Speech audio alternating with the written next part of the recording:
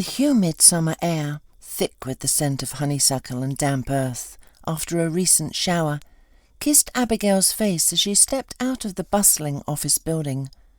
A sigh, deep and genuine, escaped her lips. Finally, vacation. It had been 2 long years since she'd seen the promise of a true break.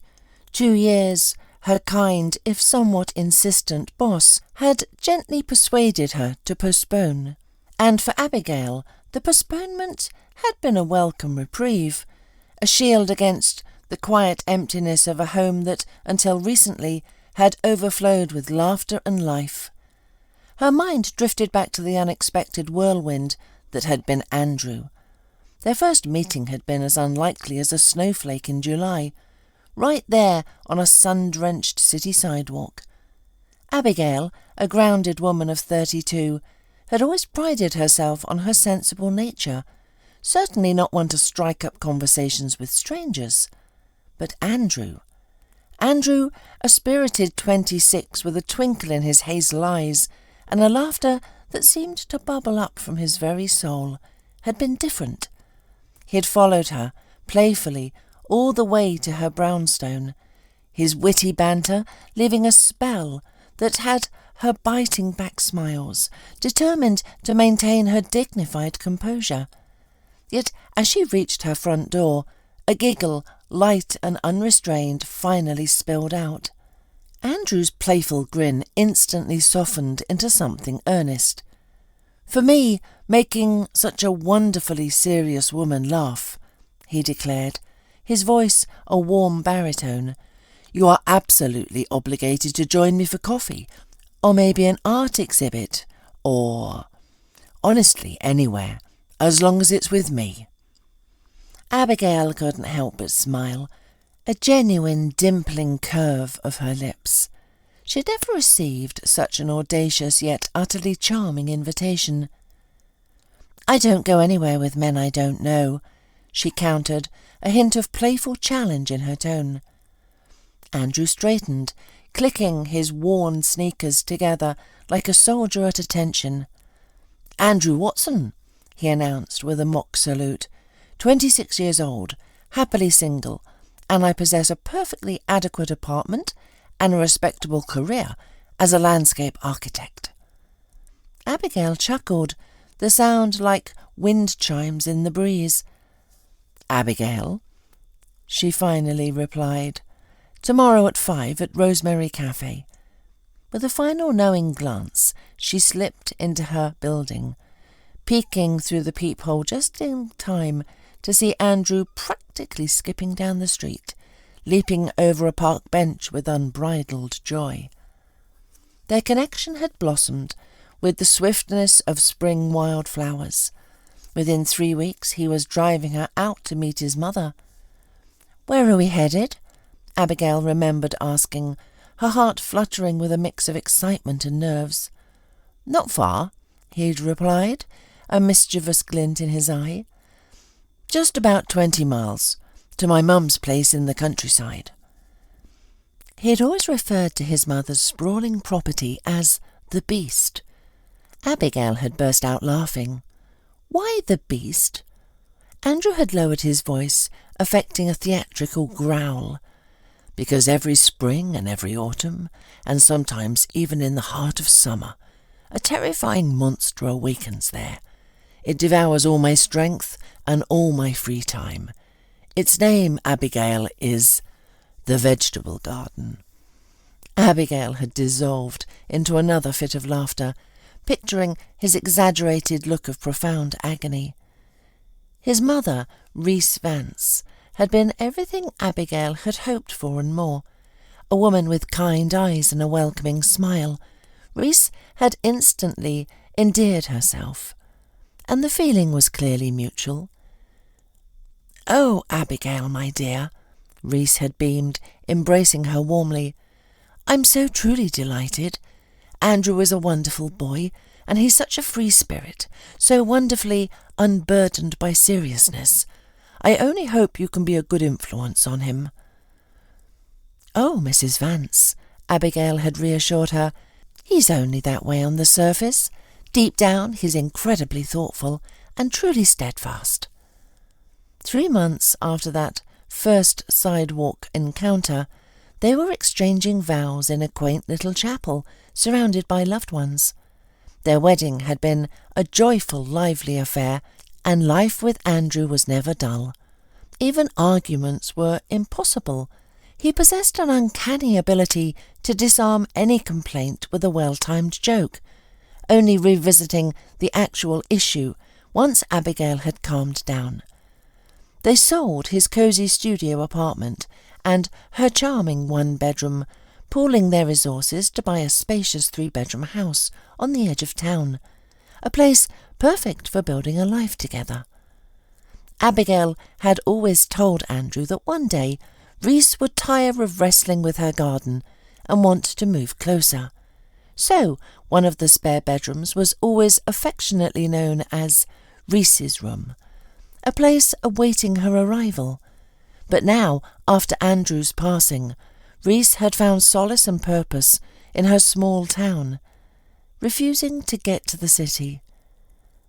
Abigail stopped abruptly on the tree-lined sidewalk, the memory pulling her up short.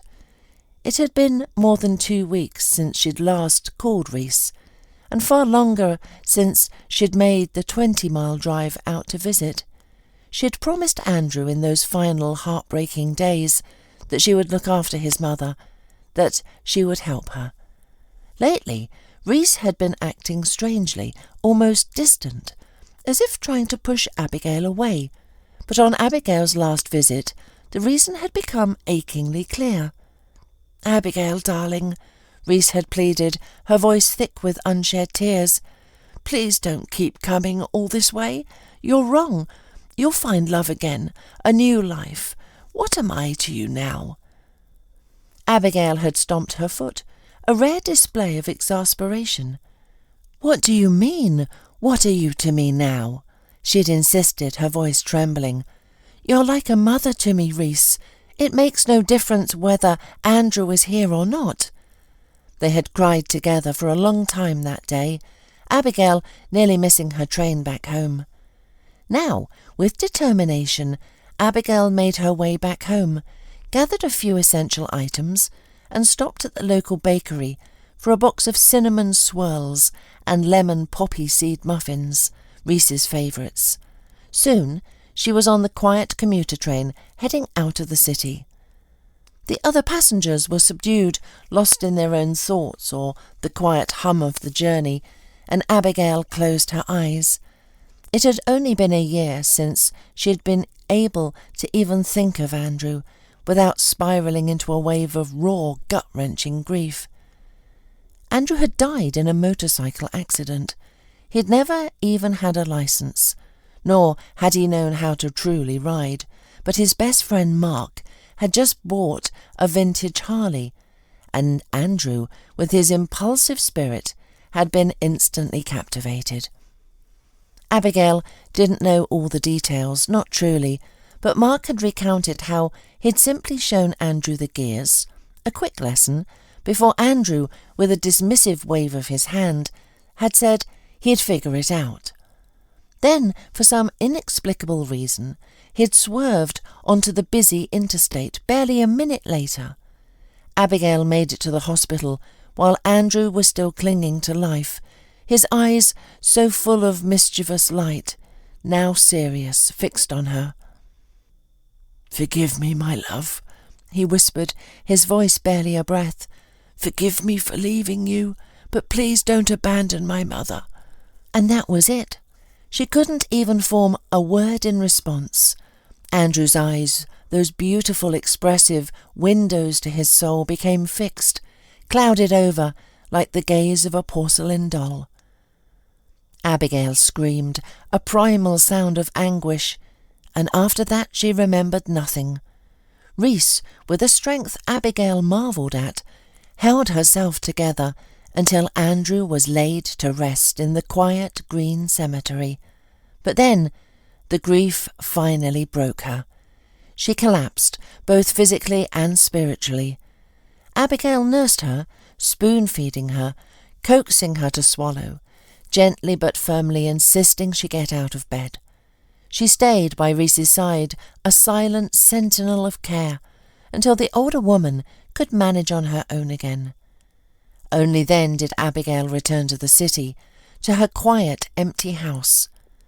She crumpled in the entryway, the silence pressing in, and sobbed a deep, guttural cry that echoed the 3 years of Andrew's absence. She tried to visit Reese as often as she could, but her work, her challenging, absorbing career as a marketing executive, became her sanctuary. She'd throw herself into projects, taking on extra hours, anything to avoid the quiet emptiness of home. Stepping on the commuter train now, Abigail offered a small, weary smile. It was always so beautiful here, especially in the heart of summer. A million scents, pine needles and damp earth, wild mint and sun-baked grass. A million sounds of chirping crickets and rustling leaves, enveloping her in a gentle embrace. She hoisted her canvas tote bag higher on her shoulder and started down the winding lane towards the small, welcoming cluster of homes. The garden gate, usually secured with a neatly latched hook, swung slightly ajar. Strange. Reese was a woman of meticulous habits, if not outright fastidiousness. Nothing was ever left undone, nothing out of place. And then Abigail's gaze fell upon the front door. A padlock, a heavy one, hung conspicuously from the handle. Abigail stopped, bewildered. How could this be? She had checked the schedule, calculated the days. Had Reese perhaps just run to the market, forgetting to secure the gate in her haste?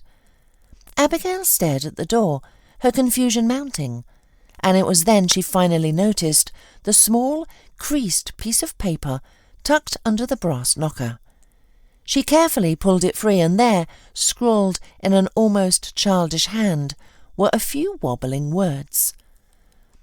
"Gone to the pharmacy. Be back soon. Please wait."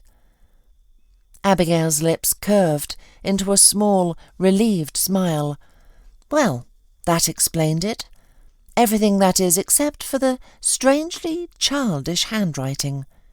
She settled onto the old wooden porch swing, the familiar creak a comforting sound, and waited. Less than half an hour passed before a whirlwind of energy burst through the gate. A little girl, no older than 5 or 6, skipped into the yard. Seeing Abigail, her eyes widened with a mix of curiosity and a surprising hint of authority. "Are you here from the health clinic?" she chirped, tilting her head. "Hello." Abigail was taken aback. "From clinic?" she stammered. "Who are you?" The little girl looked at her, clearly surprised by Abigail's confusion. "I'm Sophie, and if you're not from the clinic, then what are you doing here?" "I'm Abigail," she replied, a gentle smile returning. "I've come to visit Reese." The girl, Sophie, regarded her thoughtfully. "Abigail, I see. Well, you've come for nothing. Grandma Reese is sick." "All right then, open the door." A prickle of irritation began to surface in Abigail. This child was taking far too much upon herself. Sophie shrugged, unlatched the padlock, opened the door and walked inside. "Grandma L, we have a visitor." Abigail's breath hitched. Grandma L. Reese lay on the sofa, pale and alarmingly thin. "Abigail, darling, why didn't you call?" Reese's voice was reedy. Abigail looked at her, a knot forming in her stomach. "I wanted to surprise you, Reese. Why didn't you call? Why didn't you tell me?" "I didn't want to bother you," Reese murmured, her gaze distant. "You have your own life, your own responsibilities, and Sophie and I are managing just fine." "And Sophie?" Abigail asked, her voice barely a whisper. Reese sighed, her eyes finally meeting Abigail's. "I suppose it's time I told you. You'll find out eventually." Abigail stared at her mother-in-law, a strange premonition twisting in her gut. What other secrets were there? Secrets she knew nothing about. Sophie is Andrew's daughter. Abigail felt the whole world tilt on its axis. What? You see, he never knew, and neither did I, not until recently. Years ago, before you, Andrew was so young. He met a girl who was visiting relatives for the summer. Things happened between them, as they do when you're young and impulsive. They had a falling out and she left. Andrew was angry, convinced they were simply incompatible, and she never returned to town after that. But then quite recently she brought Sophie here. She told me she was getting married and she didn't want another man's child around. She thought Andrew was still alive, you see. So I insisted she leave Sophie with me, and then I got sick.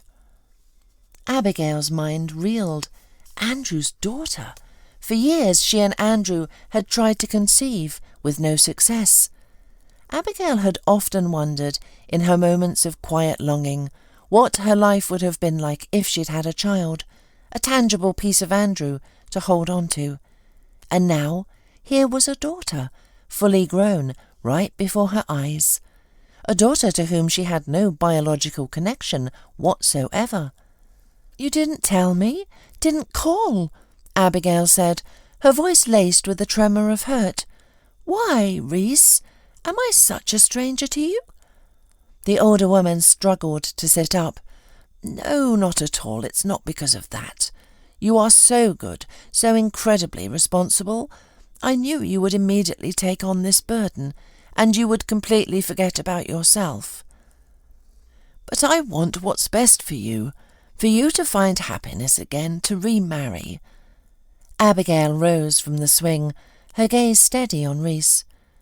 What if I don't want to remarry?